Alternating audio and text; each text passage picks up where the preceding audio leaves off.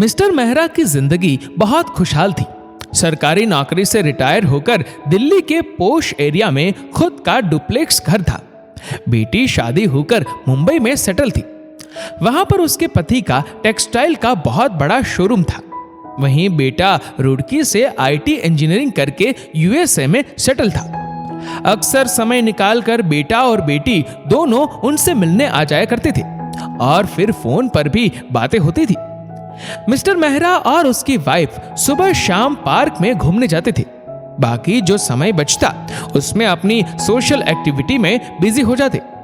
उनकी जिंदगी अच्छी खासी चल रही थी, मगर जब से कोरोना आया तब से दोनों हस्बैंड वाइफ घर में बंद होकर रह गए। ना कहीं आना जाना और ना ही किसी से मिलना। खुशहाल जिंदगी में डिप्रेशन होने लगा था। एक दिन मिस्टर मेहरा ने हालातों से घबराकर अपने बेटे को फोन किया और बोला, बेटा वापस घर आजा, हम दोनों को तेरी बहुत जरूरत है। इस कठिन समय में अब अकेले नहीं रहा जाता। परिवार का साथ होगा तो हिम्मत बनी रहेगी। जब बेटे मोहित ने यह बात अपनी पत्नी साक्षी को बताई तो साक्षी नाराज होकर बोली, लोग इंडिया से भागकर विदेश आ रहे हैं और हम यहां से भागकर वापस इंडिया चले जाए। आखिर वहां रखा क्या है? यदि उन्हें पैसों की जरूरत हो तो ट्रांसफर कर दीजिए, मगर हम वहां नहीं जाएंगे। मोहित भी वापस इंडिया जाना चाहता था, मगर अपनी पत्नी का रुख देखकर जाने से मना कर दिया। कोविड-19 की गाइडलाइन धीरे धीरे स्ट्रिक्ट होने लगी। अब इंटरनेशनल फ्लाइट बंद होने लगी थी।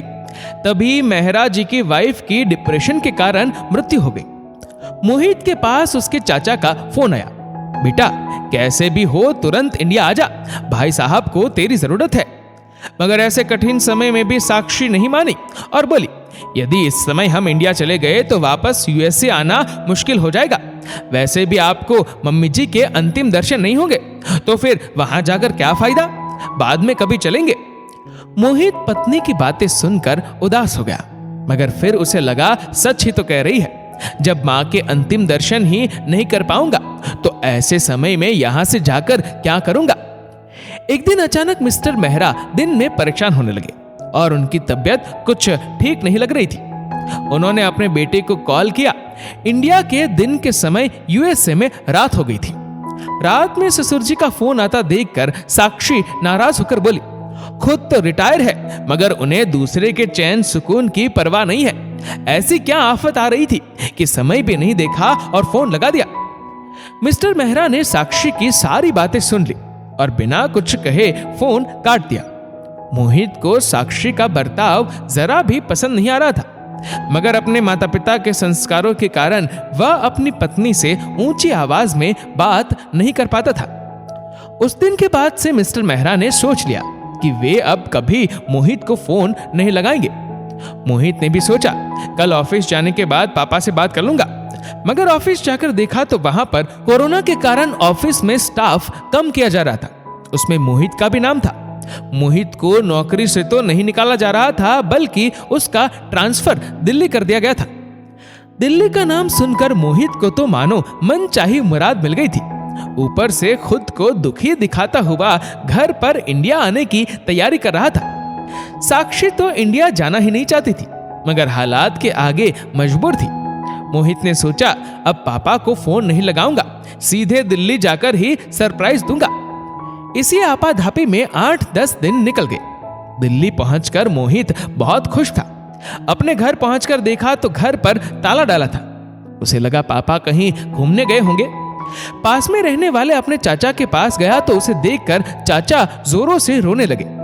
मोहित को लगा उसे देखकर चाचा को खुशी हो रही है, इसलिए उनकी आंखों से आंसू आ रहे। कुछ देर बाद जब वे खामोश हुए तो मोहित ने उनसे पापा के बारे में पूछा। तब चाचा ने कहा, मोहित भाई साहब को गुजरे आज 5 दिन हो चुके हैं। 10-12 दिन पहले उसको दिल का दौरा पड़ा था। बेहोशी की हालत में भी बार बार तुम्हारा नाम ले रहे थे, मगर मैं जब भी तुम्हारा फोन लगाने की कोशिश करता उधर से फोन बिजी ही आता था। अपने अंतिम समय में भाई साहब ने मुझसे वादा लिया कि उनकी मृत्यु की खबर तुम तक ना पहुंचाई जाए, वरना तुम वहां परेशान होते। ये रही तुम्हारे घर की चाबी। चाचा से घर की चाबी लेकर जब मोहित घर पहुंचा तो खाली घर से बेटा वापस आ जा, ऐसी उसके मम्मी पापा की आवाजें आ रही थी। मोहित दरवाजे पर ही बैठ गया और खुद से बोला, आज बैंक में तो बैलेंस बहुत है मगर रिश्तों का अकाउंट पूरी तरह से खाली हो गया। दोस्तों, इस वीडियो को लेकर आपकी क्या राय है नीचे कमेंट करके जरूर बताएगा। और अगर आपको वीडियो अच्छा लगा हो तो इस वीडियो को लाइक करेगा, शेयर करेगा ज्यादा से ज्यादा लोगों तक, और ऐसे ही और भी इंस्पिरेशनल वीडियोस के लिए सब्सक्राइब करें हमारे यूट्यूब चैनल को और फेसबुक पर फॉलो करें हमारे पेज को। धन्यवाद।